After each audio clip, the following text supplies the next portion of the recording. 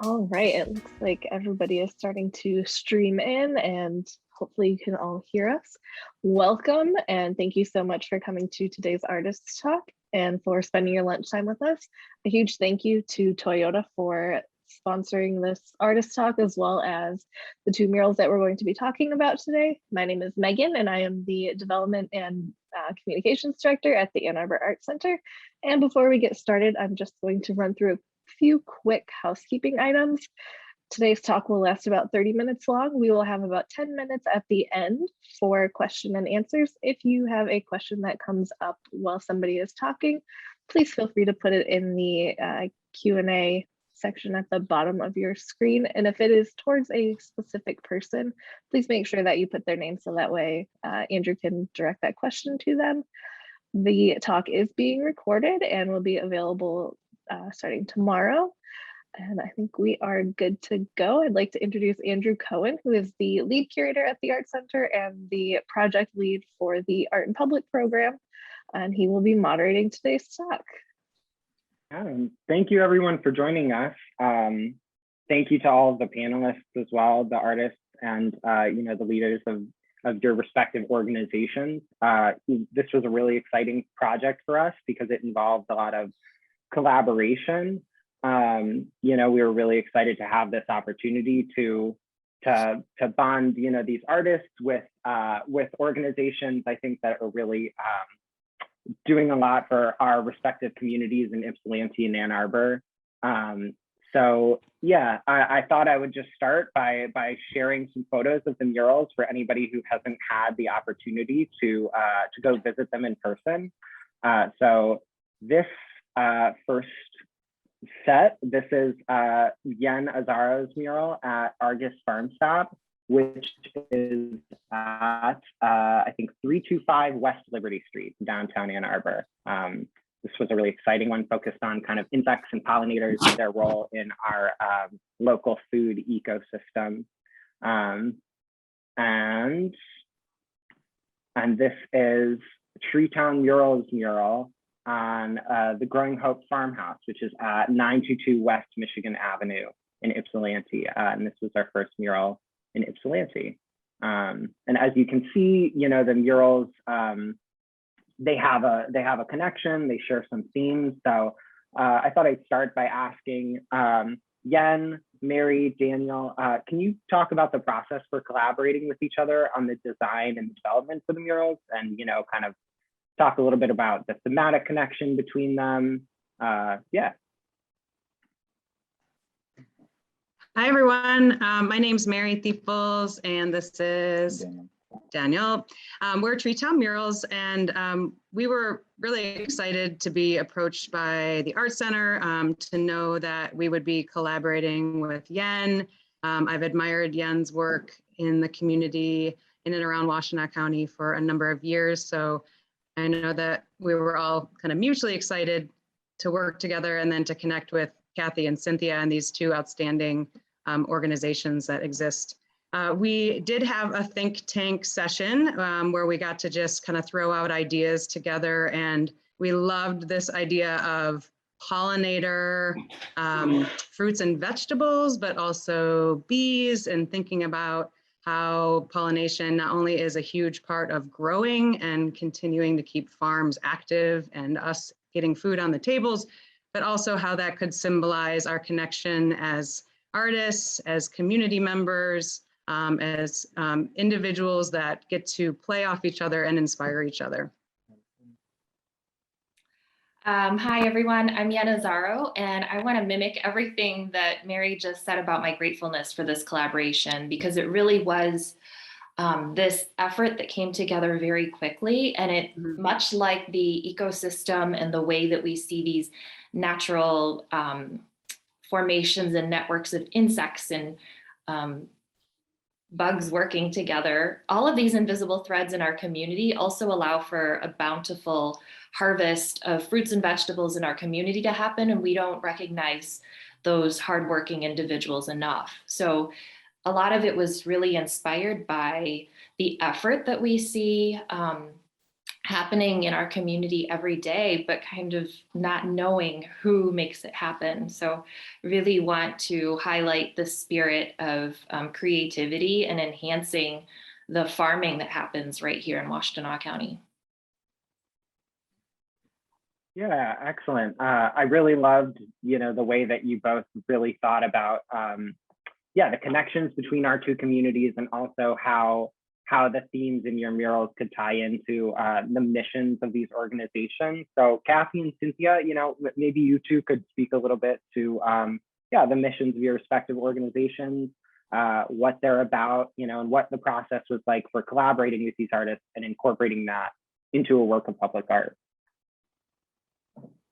Sure, I'm happy to go first, if that's okay with you, Cynthia. Sure. So we are an everyday farmers market at Argus. So our goals are to grow local agricultural economy, and you can't do that without pollinators.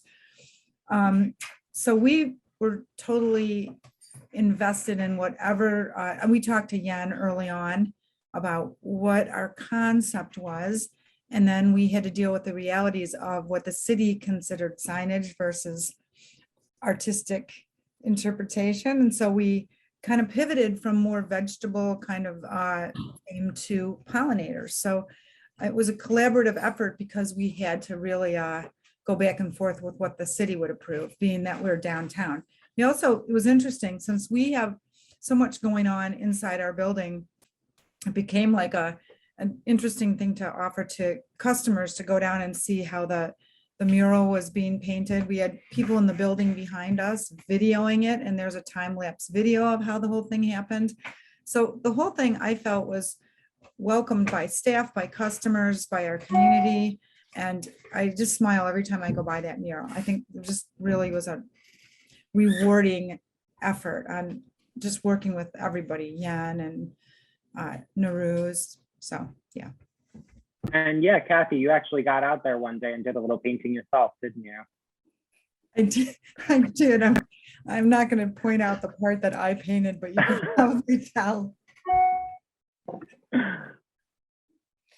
Hi, everybody. I'm Cynthia VanRenterghem, Executive Director at Growing Hope. And yeah, we were thrilled to get the call from Andrew, the very first call or email saying that this was an opportunity. And the two of us had fun. We actually have two options. We have the Ypsilanti Farmers Marketplace, and then we had the farm. And we really started out thinking it was going to be at the Farmers Marketplace, but it's a historical building. And, it suddenly, we quickly pivoted to the farm, which was just a nice surprise. And the pollinator idea, our mission is to foster a more equitable and sustainable local food system. And we talk a lot about pollination and cross-pollination, that Growing Hope is there to kind of to support an ecosystem, and bring people together around food. So I don't know if we've ever called ourselves bumblebees, but there's a nice connection in terms of how we think about our role in the community. And then obviously the very strong connection to our environmental advocacy on a local level, and the importance of pollinators in our backyards and parks and farms and gardens, and certainly here at Growing Hope.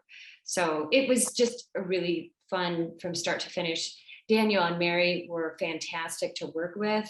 It was definitely, we had a lot of Growing Hope staff involved in thinking about the mural, because it's not something that we get to do very often. And so they all had a lot of fun with it. And Danijel and Mary were really open to our thoughts and ideas, which was really nice. And it was a fun week watching it go up. It was just amazing to see their talent like just on display and just like appearing right in front of our eyes. So it was really fun. Yeah, absolutely. I'm always surprised by how quickly the artists are able to work and put these murals up. I think both of your murals went up in about a week and a half maybe, which for a couple hundred square feet is pretty quick. Yeah, so for anybody who doesn't have context on these murals as well, so this was a partnership between Ann Arbor and Ypsilanti. So Argus, which is an organization that's based in Ann Arbor, we partnered with Yen, who is an Ypsilanti-based artist, and Growing Hope, which is an organization based in Ypsilanti. We partnered with TreeTown Murals, which are Ann Arbor-based artists. So we were kind of, that partnership was really a big part of these murals, connecting those two communities. So, for Mary, Daniel, Yen, I was wondering if you had any thoughts. How have you seen the arts been used in the past in a way that has helped connect Ann Arbor and Ypsilanti? Is there a way that you could see it connecting Ann Arbor and Ypsilanti in a unique way in the future, that maybe you haven't seen before? Absolutely.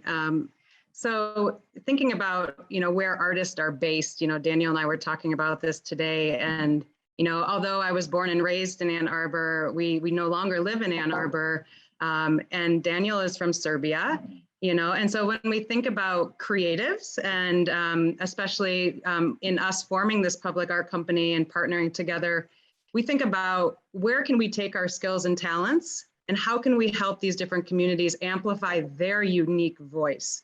So we have had an opportunity over the years to collaborate with the Corner Health Center. We have a mosaic at the Rutherford Pool. We are presently working with the Friends Indeed nonprofit organization to develop programming that listens and hears to all the different interests and populations that they serve.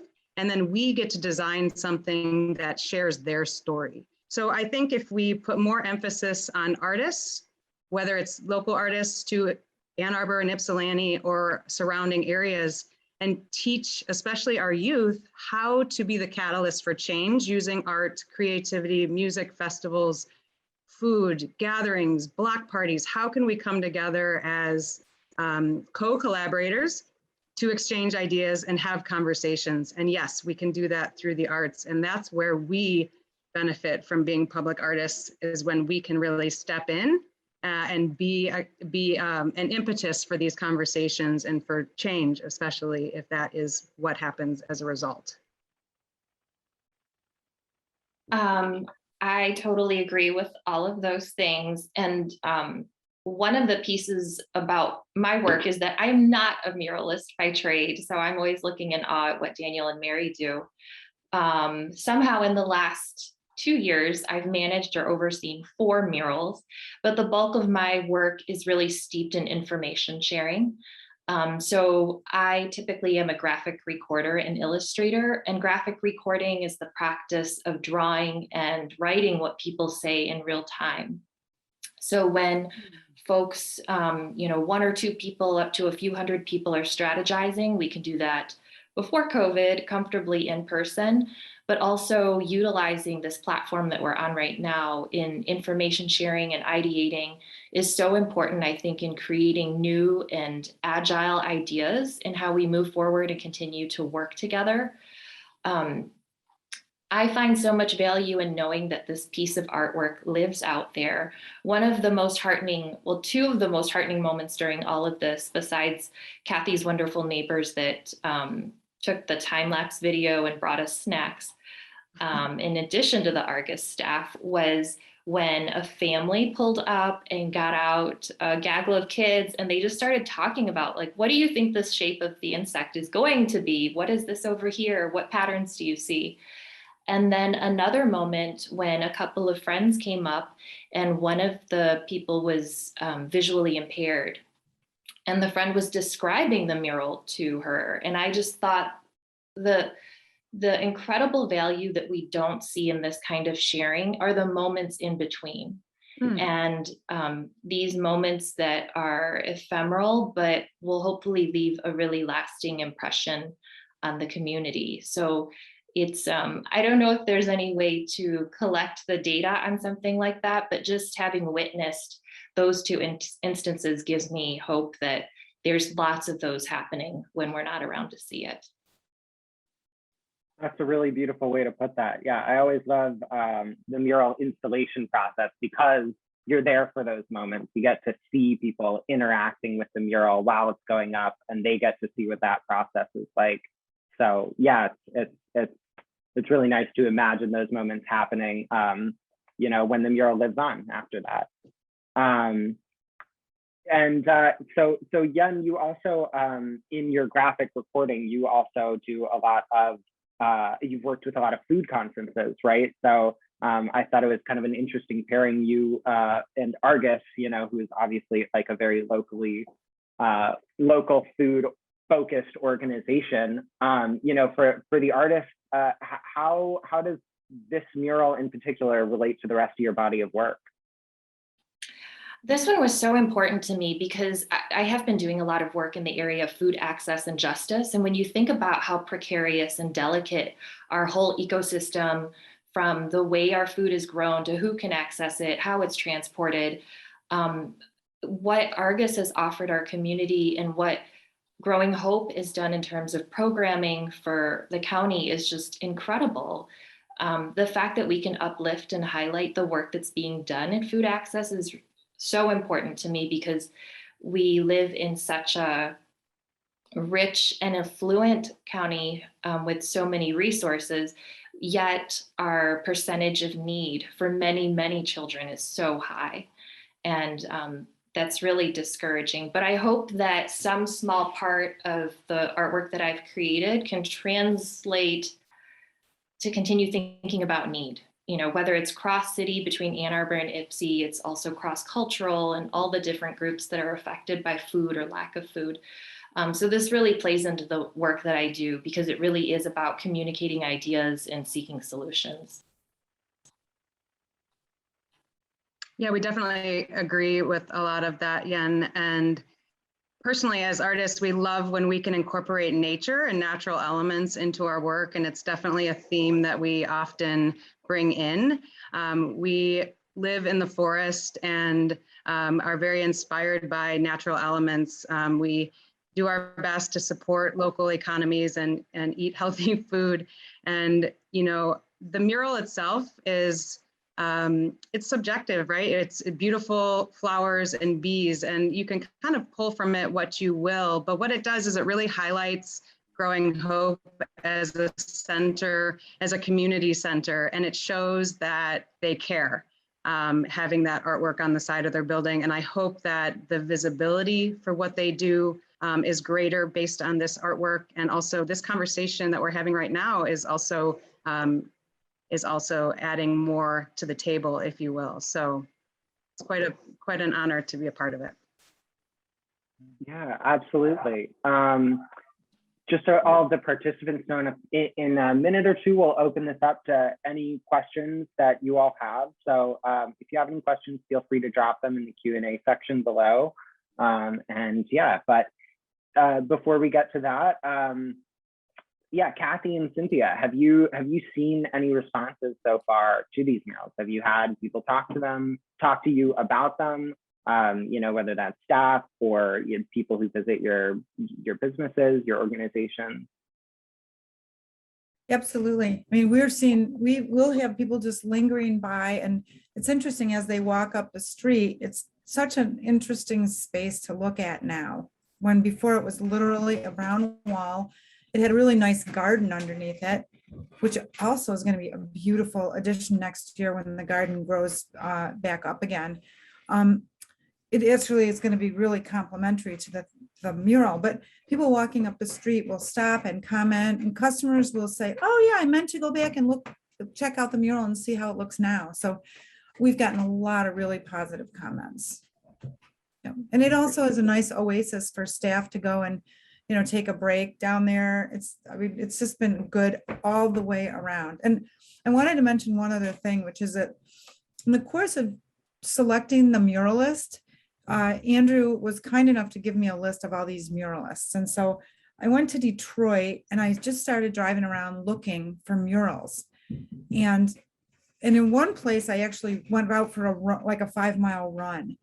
And I could not believe how many murals I saw. And I thought, well, okay, Ann Arbor's getting like this, but under every bridge, under every overpass, there is a mural by somebody who has such talent. So it's opened my eyes to murals, and I'm not artistic, but this has been very impactful personally for me. So yeah, I just to echo that, I mean, nowadays we have a lot of people coming and going on the farm, our teen program, field trips, volunteer days. They really work the timing out perfectly, Mary and Daniel, to have it start before our annual Chefs in the Garden fundraiser. And universally, we have very positive responses. People call it joyful, uplifting, cheerful, so bright. There was a field trip this morning of 5-year-olds, and they were loving the bee and then running to look at the bees and the squash flowers. We have lots of people walking up and down our street as well. And very often we see people stopping and looking at it and pointing and talking about it. So it's a huge impact on, because ours is really front and center. I mean, you can't miss it. And it makes people smile, which is, everybody needs that anytime, but especially these days. So the joyfulness of it is really wonderful. That's really great to hear. I'm happy that people have responded positively, because they are such positive kind of beacons, I would say. For sure. So yeah. So for all of you, I guess, as public art across the country becomes more and more defined by murals, we've seen mural movements kind of really take center stage in places like Philadelphia, at murals in the market, in Detroit, in Eastern Market, in Jackson at Bright Walls, in Miami. As public art across the country becomes more defined by murals, are there any other kinds of public art that you've seen or that you would like to see in our respective cities?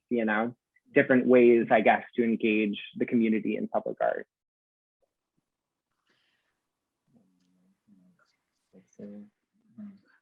Yeah, thinking about artwork that you can experience, right? You can walk up and view a mural, you can see it from far away, you can, think about the themes and wonder about that. There's so many different kinds of kinetic sculpture, sound, installations, things that require creative problem solving that kind of transform different parts of our cities into kind of workable collaborative spaces. And I've always just been blown away by artists that can use different kinds of materials to bring people together. I think of like Millennium Park in Chicago, there's just like, you can play in the water and see faces of people living in different neighborhoods, and just so scale is also really amazing. The creative genius of human beings amazes me. So I just, challenge everyone to make more art.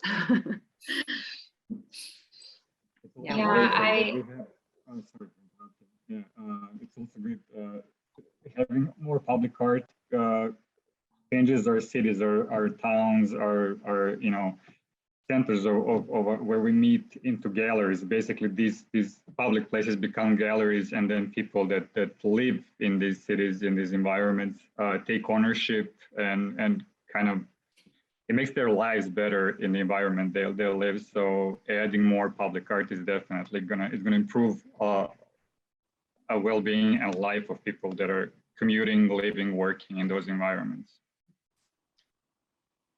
Absolutely, yeah.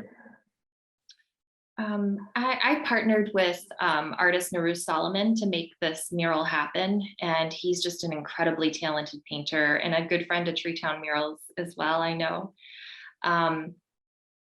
He does so much work that is steeped in commercial businesses, so that you see artistry in all kinds of places. One of the things that I'm really interested in and a proponent for is seeing more programming happening outside, especially during the pandemic, but looking at how it can affect communities after the pandemic is past as well.